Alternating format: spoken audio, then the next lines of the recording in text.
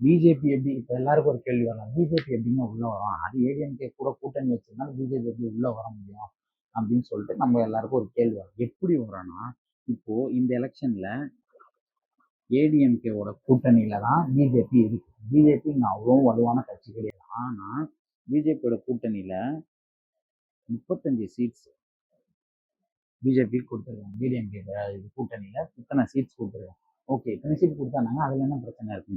ஆனா இந்த கூட்டணியோட பேர் என்ன, இந்த கூட்டணியை என்னன்னு சொல்றாங்க? இந்த கூட்டணி இப்போ டிஎம்கே கூட்டணி இருக்கு, அது என்னன்னு சொல்றாங்க? டிஎம்கே அலையன்ஸ் தான் சொல்றாங்க. டிஎம்கே கூட்டணி, டிஎம்கே தலைமையில் அப்படின்னு சொல்றாங்க. இங்க ஏடிஎம்கே தலைமையில் எடப்பாடி பழனிசாமி, ஆனா இவங்க சொல்றது என்டிஏ கூட்டணி அப்படின்றாங்க. அப்போ இங்க ஏடிஎம்கே எந்த அளவுக்கு வலு இருந்திருக்குன்றத நம்ம தெரிஞ்சுக்கணும்.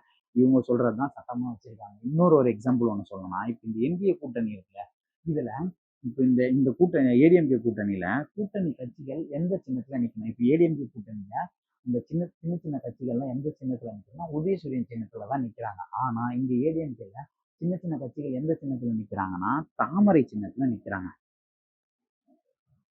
பிஜேபியோட தாமரை சின்னத்துல நிக்கிறாங்க. இது இது இது எந்த அளவுக்கு சரின்னு எனக்கு புரியல. இப்போ நீ வெட்டலை சின்னத்துல தான் நின்று இருக்கணும், ஆனா நீ நிற்கிறது பிஜேபியோட தாமரை சின்னத்துல. அதாவது தமிழ் மாநில காங்கிரஸ் கட்சியில 3 தொகுதிகளையும் அவங்க தாமரை சின்னத்துல நிற்கிறாங்க. அப்போ தலைமை யாருக்கிட்ட இருக்கு, தலைமை யாரை நோக்கி போயிட்டு இருக்குன்றத, யாரு நோக்கி போயிட்டு இருக்குன்னு நம்ம தெரிஞ்சுக்கணும்.